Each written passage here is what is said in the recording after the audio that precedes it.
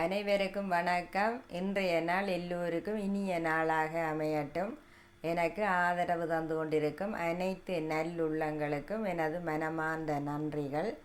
இன்றைக்கு முட்டை இல்லாமல் கேரட்டு நட்ஸ் எல்லாம் வச்சு ஒரு ஆரோக்கியமான கேக்கு தான் செய்ய போகிறேன். இப்போ இந்த கேரட் கேக் செய்கிறதுக்கு இதில் இந்த கேரட்டை நான் இந்த மெல்லிய இதில் கொஞ்சம் இப்படி திருவி தான் வச்சுருக்கிறேன். இதில் கொஞ்சம் தண்ணி இருக்கும். அப்போ இந்த கேக்குகளை இப்படியே தண்ணியோடு போடக்கூடாது. இதுக்கு ஒரு கொஞ்சம் சீனியும் போட்டு இதோட இது ஒரு 50 கிராம் சீனி எடுத்துருக்கிறேன்.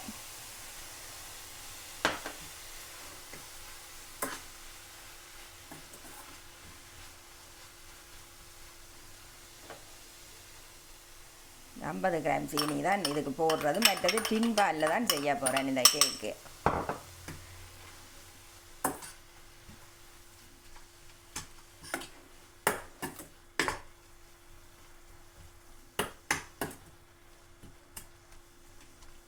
இதில் இப்படி தண்ணி இருக்கும் கேரட்டில். இந்த தண்ணியை லேசாக இதில் வெட்டுற அளவுக்கு இந்த சீனியோட கொஞ்சம் இது காஞ்சிட்டுதல்ல. சரி, 1/4 கிலோ கேரட் எடுத்துருக்கிறேன்.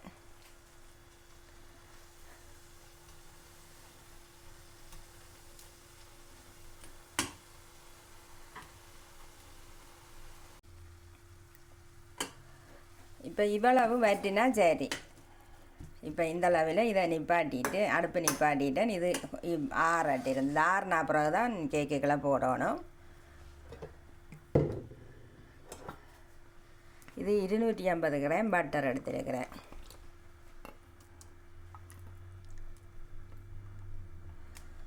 அதுக்குள்ளே 50 கிராம் சீனி போட்டேன் நான் கேரட்டுக்குள்ளே. கேரட்டும் 1/4 கிலோ எடுத்துருக்கு. இதுவும் 250 டின் பால்.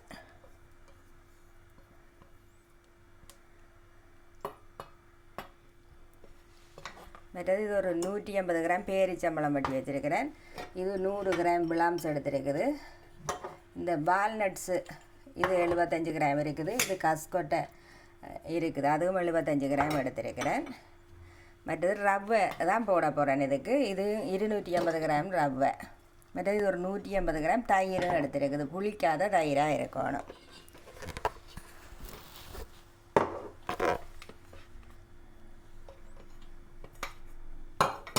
இப்போ இதை ரெண்டையும் முதல் நாங்கள் அடிச்சுட்டு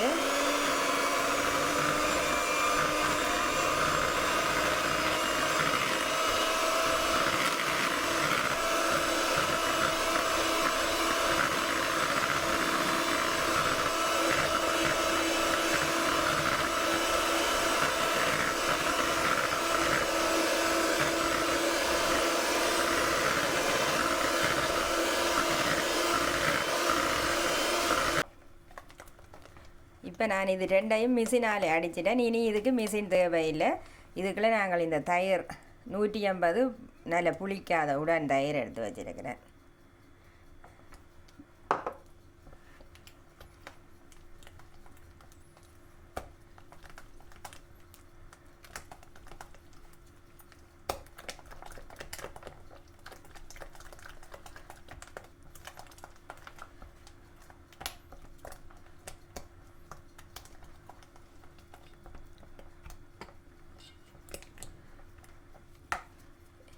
இது 7 கிராம் தான் இந்த பேக்கிங் பவுடர் எடுத்துருக்கிறேன்.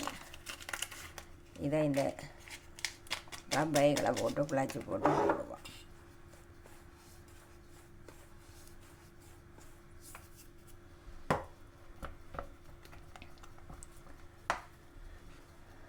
இப்போ இந்த கேரட் ஆறிட்டுது. இதை எடுத்து போடுவோம்.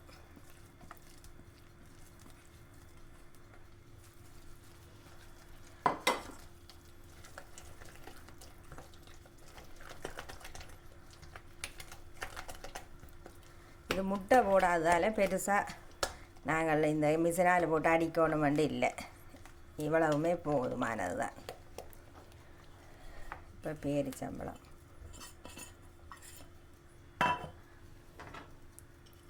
இது அரைவாசி மேலுக்கு போடலாம், மற்றதுகளை உள்ளுக்கும் போடலாம்.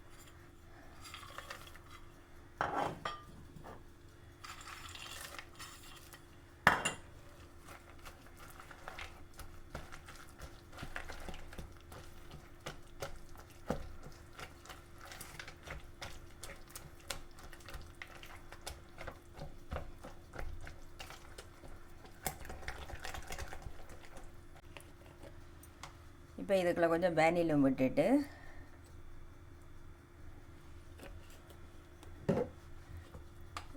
இந்த ரவையை போட்டு குழைக்க வேண்டியது தான்.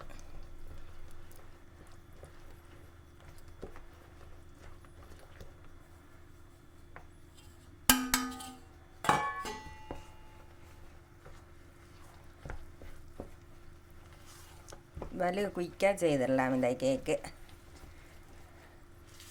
கேரட்டை மிக்சியில் அடித்து போட்டும் நீங்கள் இப்படி காய்ச்சி போட்டு போடலாம். நான் இந்த சின்ன இதில் திருவி தான் போட்டுக்கிறேன். கொஞ்சம் திருவி போட்டால் நல்லது கம்பியில்.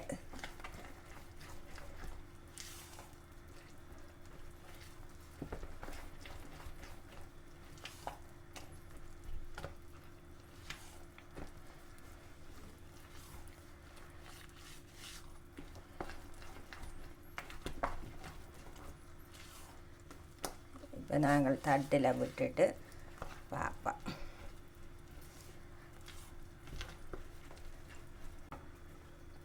இப்போ எல்லாமே போட்டு அடித்தாச்சு. இந்த தட்டுக்கு இந்த பேப்பர் போட்டு பட்டர் பூசி வச்சுருக்கிறேன். இதுக்குள்ளே விடுவோம்.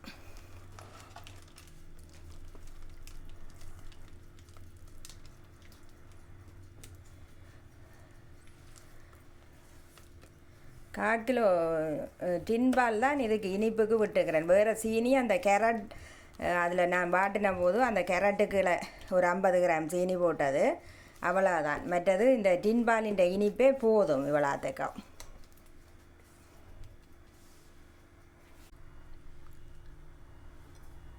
இப்போ நிறைய நட்ஸுகள் உள்ளுக்கு போட்டிருக்கு. இருந்தாலும் இந்த இதுகள் கொஞ்சம் இப்படி மேலேயும் வச்சு விடலாம், இந்த வால்நட்ஸு. இப்போ இது கொஞ்சம் முக்கால்வாசி விட்டுக்கிறேன். முட்டை போடாததால் இப்படி நாங்கள் இந்த கேக்குகளை வைக்கலாம். முட்டை கேக்குன்னா கொஞ்சம் மேலுக்கு பொங்க பார்க்கும்.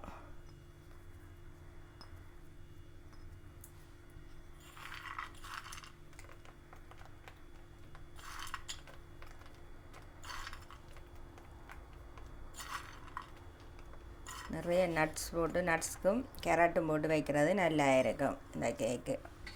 இதை போட்டுட்டு ஒரு லேசாக இப்படி அமர்த்தி விடுங்க.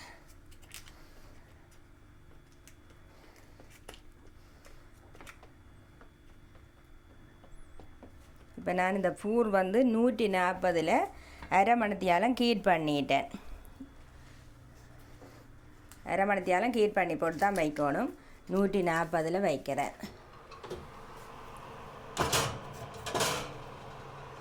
தட்டுகள் இருந்துட்டு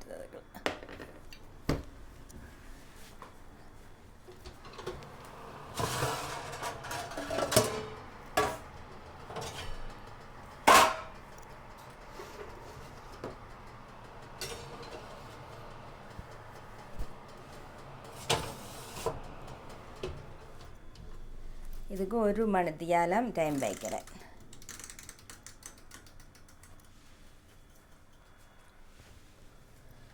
இப்போ இந்த கேக் வச்சு சரியாக 1 மணித்தியாலம் வேக வச்சாச்சு. கேக்கில் அவிஞ்சு இறக்குற அளவுக்கு வந்துட்டுது.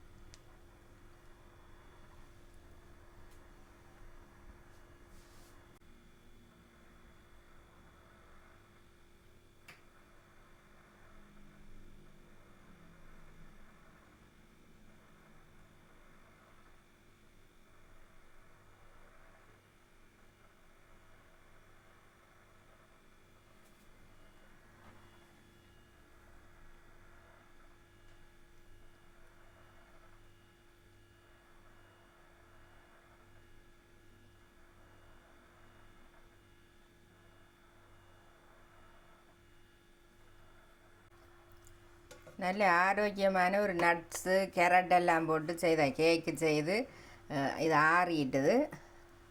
நாங்கள் விட்டுவோம். இது இப்போ முட்டை சாப்பிடாத எல்லாருமே இதை இந்த கேக்கை போட்டு வடிவாக சாப்பிடலாம்.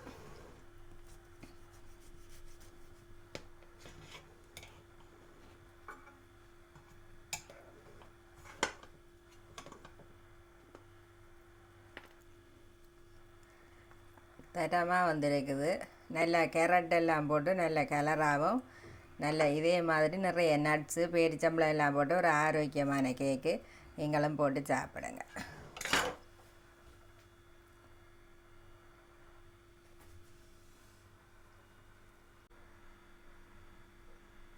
இத்தோடு எனது காணொலியை நிறைவு செய்கிறேன்.